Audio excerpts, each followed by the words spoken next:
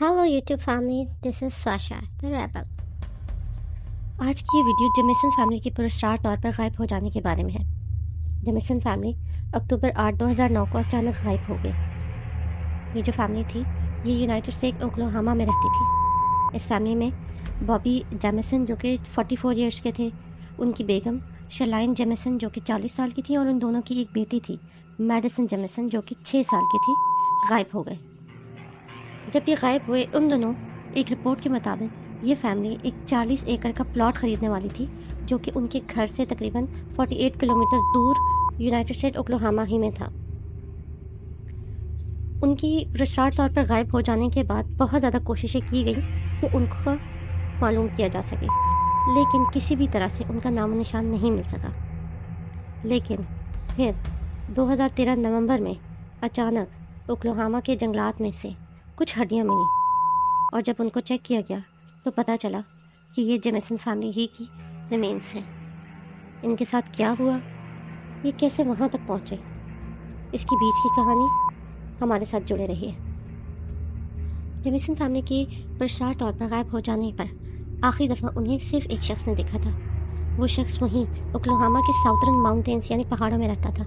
उस शख्स के मुताबिक आखिरी दफ़ा जब उसने फैमिली को देखा तो सिर्फ वही फैमिली उस एरिया में थी और कोई नहीं था। एक और रिपोर्ट के मुताबिक जेमिसन की फैमिली जो कि 40 एकड़ का जो प्लॉट ख़रीदना चाह रहे थे, वो ये सोच रहे थे कि वो लोग वहाँ पर रहेंगे एक छोटे से कंटेनर, स्टोरेज कंटेनर में। वो छोटा सा स्टोरेज कंटेनर ऑलरेडी जो उनका अभी मौजूदा घर था वहाँ पर मौजूद था। तफ्तीश के मुताबिक ये भी एक बड़ी अजीब व गरीब बात थी क्योंकि इतना बड़ा प्लॉट ख़रीदने के बाद वो फिर भी एक छोटे से स्टोरेज कंटेनर में रहना चाहते थे। 8 अक्टूबर 2009 को जेमिसन फैमिली अचानक पुरस्कार तौर पर जब गायब हुई तो 8 दिनों तक उनका कुछ अता पता ना चल सका। पुलिस मुख्तलिफ जगह ढूंढती रही लेकिन कुछ भी पता ना चला। लेकिन 8 दिनों के बाद 16 अक्टूबर 2009 को एक इम्पॉर्टेंट डिस्कवरी की गई। जब ओक्लाहोमा के जंगल में कुछ शिकारी शिकार कर रहे थे तो तब उसी जंगल में तकरीबन आधा माइल आगे उन्हें जेमिसन का ट्रक मिला, जेमिसन का फैमिली ट्रक, जिसमें उनके सीसीटीवी कैमरा में देखा जा सकता है कि जेमिसन फैमिली जो है वो ट्रक में बैठकर वो अपना घर छोड़कर गए थे। उन शिकारियों ने जब करीब आके देखा तो वो ट्रक अभी तक लॉक था।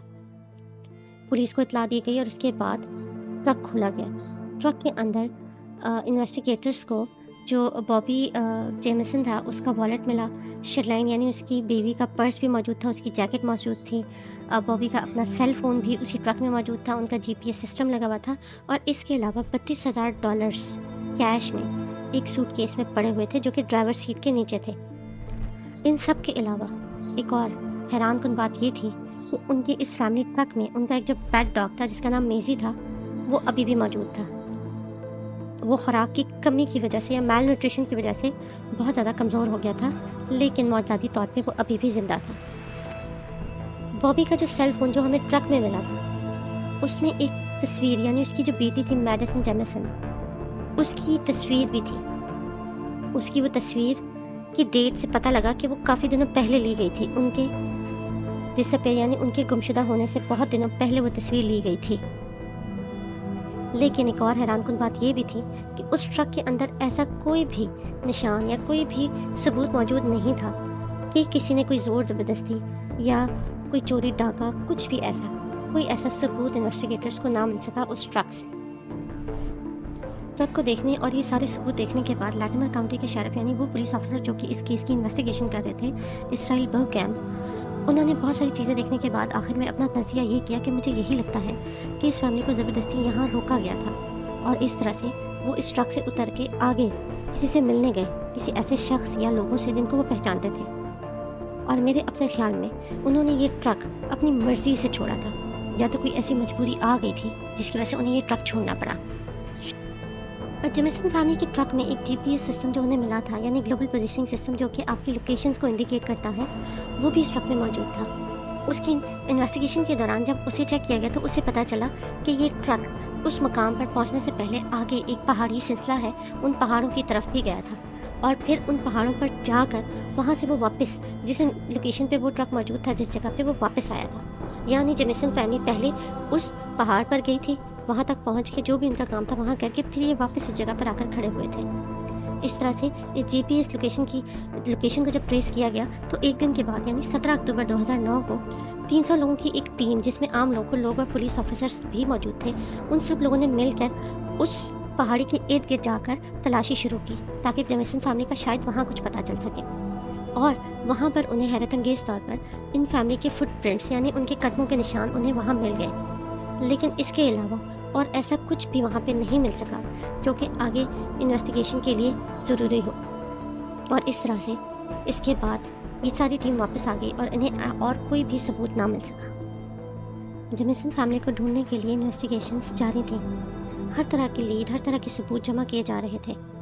एक आखिरी फुटेज जो कि उनके अपने सर्वेलेंस सीसीटीवी कैमरा की थी, जो कि उनके घर बाहर लगा हुआ था, उसमें देखा जा सकता है कि ये फैमिली जब अपने घर को छोड़ रही थी उस ट्रक में, तो ये जो कपल था यानी जो उसका हस्बैंड था बॉबी जेमिसन और शर्लाइन जेमिसन, ये दोनों बहुत खामोशी से आराम से घर से चीज़ें पैक करके डब्बों में और अपने ट्रक में लाकर छोड़ रहे थे।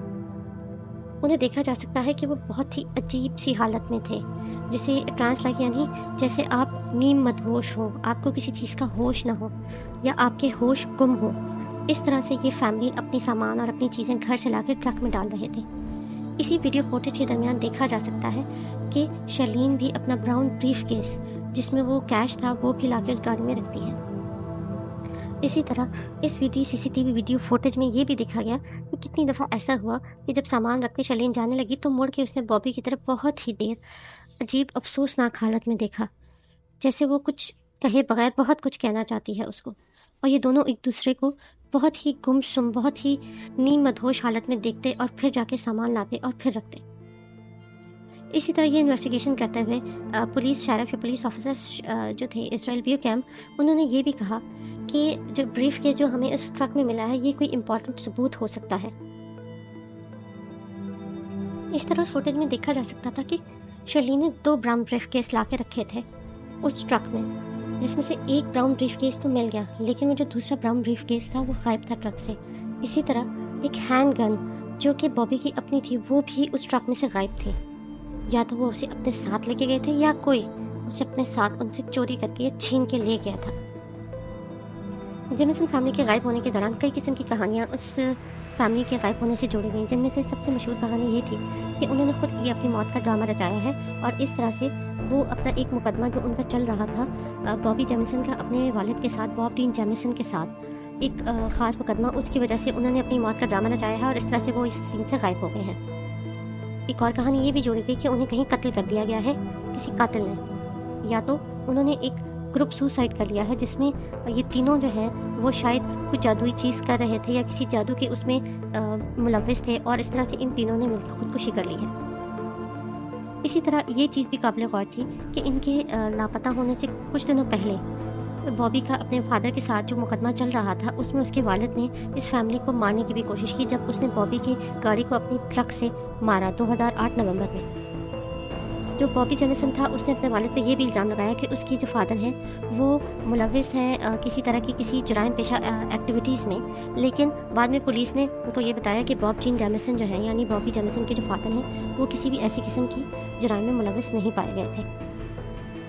इसके अलावा कुछ लोगों ने ये भी कहानी गढ़ी क्योंकि जेमिसन के ट्रक्स में जो है वो बहुत ज़्यादा $32,000 कैश पाया गया था, जो कि एक बहुत बड़ी रकम है। तो कुछ लोगों का ये भी मानना था कि जेमिसन की जो फैमिली थी वो खुद भी वो ड्रग डीलर्स थे, यानी वो नशावर की जो चीज़ें थी उसमें डील करते थे, वो लोगों को बेचते थे। इसी तरह कुछ लोगों ने ये भी बताया कि जेमिसन फैमिली के गायब होने से कुछ दिन पहले वहाँ के एक लोकल जो पादरी थे उधर के चर्च में, उसको बॉबी ने बताया था कि उसके घर में उसे कुछ अजीब व गरीब असरात नज़र आते हैं। उसे लगता है कि उसके घर में कोई रूहों बदरूहों का कब्ज़ा है। वो दोनों मियाँ बीवी उस चीज़ों से बहुत परेशान थे और ये भी कहा गया, उस पादरी ने पुलिस को बताया कि जो बॉबी था उसने शैतानिक बाइबल यानी जो शैतानी चिल्ला होता है उसमें से पढ़ना और उसे काटना शुरू कर दिया था।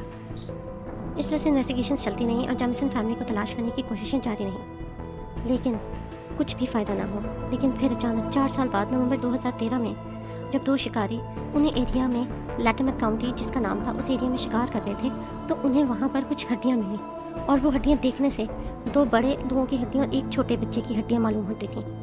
जब पुलिस को रिपोर्ट किया गया तो पुलिस वहाँ से लेकर वो हड्डियाँ ले गए और फॉरेंसिक टेस्टिंग के लिए ले गए। वहाँ से फॉरेंसिक टेस्टिंग होती रही और जुलाई 3, 2014 को ये डिक्लेयर कर दिया गया कि ये हड्डियाँ जो है ये जेमिसन फैमिली की हैं। ये 2 बड़ी हड्डियाँ थीं वो बॉबी और शर्लीन की थी, और जो छोटी हड्डियाँ थी बच्चे की वो उनकी बेटी की थी। ये भी एक बहुत इंपॉर्टेंट बात थी कि उनकी ये हड्डियाँ तकरीबन कोई 5 किलोमीटर दूर पाई गई थी उस ट्रक से। वो जो ट्रक जहाँ पे मिला था, जो कि उनके घर से तकरीबन 48 किलोमीटर या 50 किलोमीटर दूर था, उस ट्रक से उनकी ये हड्डियाँ तकरीबन 5 किलोमीटर दूर के इलाके, यानी अगर आप इसको इस तरह से देखें तो इतनी दूर उनको ले जाया नहीं गया था। और इस तरह से जब एक दिन बाद 16 अक्टूबर को इतनी 300 लोगों की टीम भी उस एरिया को जब सर्च कर रही थी, तो उस एरिया में 4, 5 या 10 किलोमीटर तक उन लोगों को ऐसा कुछ भी नहीं मिला था। और फिर अचानक 4 साल बाद इस फैमिली का 5 किलोमीटर के अंदर ही उनकी हड्डियों का मिल जाना, ये बहुत हैरानकुन था। एक और हैरानी की बात ये भी हुई क्योंकि इस हड्डियों को तकरीबन बहुत साल गुजर चुके थे, इसीलिए जब उनके लिए मौत की वजह करने की कोशिश की गई तो वो मालूम ना हो सकी, क्योंकि इतने साल गुजर जाने के बाद ये हड्डियाँ पूरी तरह से डिकम्पोज यानी गल सड़ चुकी थीं। और इसी तरह जो पैथोलॉजिस्ट थे यानी जो डॉक्टर जो इस पर फॉरेंसिक टेस्टिंग कर रहे थे, उनका ये भी कहना था कि वहाँ पे मौजूद करीबी जानवरों और बहुत सारे इर्द गिर्द के जो जानवर थे उनका भी इन हड्डियों के ऊपर खाने पीने की वजह से इस हड्डियों की हालत इस कदर पोशीदा है और ये टूट चुकी हैं कि इसमें से कुछ भी सबूत ना मिल सका कि इनकी मौत की वजह क्या बनी। जेमिसन फैमिली के मर्डर्स के बारे में जब बहुत सारी कहानियाँ गढ़ी गई, उनमें से एक कहानी ये भी थी जो कि उनके ट्रक में से एक 11 सफ़े पे मुश्तमिल ख़त मिला था। वो ख़त शर्लीन ने लिखा था बॉबी के नाम। उसमें शर्लीन ने अपने गुस्से और अपनी नफ़रत का इजहार किया था बॉबी से, लेकिन बाद में शर्लीन की मदर ने इस बात को डिनाई कर दिया। उन्होंने इनकार कर दिया कि ऐसा कोई भी ख़त मेरी बेटी नहीं लिख सकती, क्योंकि जेमिसन आपस में बहुत प्यार मोहब्बत से रहते थे और स्पेशली अपनी बेटी के बारे में तो वो बहुत ही ज़्यादा पॉजिटिव थे, इसलिए इस तरह की कोई भी बात सच नहीं हो सकती। इसके अलावा और चीज़ जो पता चली वो यही थी कि शर्लीन ने एक शैतानी बाइबल यानी एक जादू टोने की किताब भी खरीदी थी। और इस तरह से जो बॉबी था उसने अपने चर्च के जो पादरी था उसको ये भी कहा था कि वो इसमें से कुछ चीज़ें पढ़ रहा है, क्योंकि उसके अपने घर में उसे असरात या रूहें या जादुई असर नज़र आता है। इस तरह से कुछ लोग ये भी कहते हैं कि जेमिसन फैमिली जो है वो किसी जादू टोने के असर में आकर और इस तरह से या तो उन्होंने खुदकुशी कर ली या उन्हें कत्ल कर दिया गया। इसी तरह वो जिस इलाके में रहते थे उनके पादरी ने ये भी दावा किया कि जो बॉबी था वो उनके पास कई दफ़ा ये पूछने आया कि इस तरह की कोई बुलेट्स या गोलियां उनके पास मौजूद हैं जिससे रूहों को या आत्माओं को कत्ल किया जा सके, क्योंकि वो एक शैतानी चिल्ला काट रहा था ताकि वो अपने घर में से जो उसके असरात हैं या जो भी रूहें बदरूहें आत्माएं उनके घर में हैं वो उनसे अपने घर को क्लियर करना चाहता था, अपने घर से उन्हें हटाना चाहता था। इससे ये बात भी कही जोड़ी जाती है कि हो सकता है कि बॉबी जो है वो किसी दिमागी मर्ज का शिकार था जिसकी वजह से उसे इस तरह की हेलुसिनेशंस या इस तरह की चीज़ें नज़र आना शुरू हो गई थी। इस तरह जेमिसन फैमिली की गुमशुदगी से कुछ हफ्ते कबल उनके घर में जो 3 काली बिल्लियाँ रहती थी उसे किसी ने जहर देकर मार दिया था, जिसकी वजह से भी शर्लीन बहुत ज़्यादा डिस्टर्ब थी। इन बिल्लियों को कत्ल करने के बाद शर्लीन जो है वो काफ़ी डिस्टर्ब रही और वो जिस कंटेनर में रहती थी उस कंटेनर के ऊपर उन्होंने एक स्प्रे पेंट से एक जगह ये लिखा कि विचेस यानी चुड़ैलों को नहीं पसंद जब उनकी बिल्लियों को कत्ल किया जाता है। ये उनके इस कंटेनर की तस्वीर है। इस केस के बारे में आपकी क्या राय है? आपके ख्याल में क्या जेमिसन फैमिली ने खुदकुशी की थी या वो किसी जादू टोने का या किसी बुरी आत्मा का शिकार हो गए थे या किसी ने उन्हें अगवा करके कत्ल कर दिया था? ऐसी किसी भी चीज़ के बारे में आप अपनी राय से हमें ज़रूर आगाह कीजिए और जुड़ी रहिए हमारे चैनल से ताकि हम आपको मज़ीद अपडेट्स करते रहें।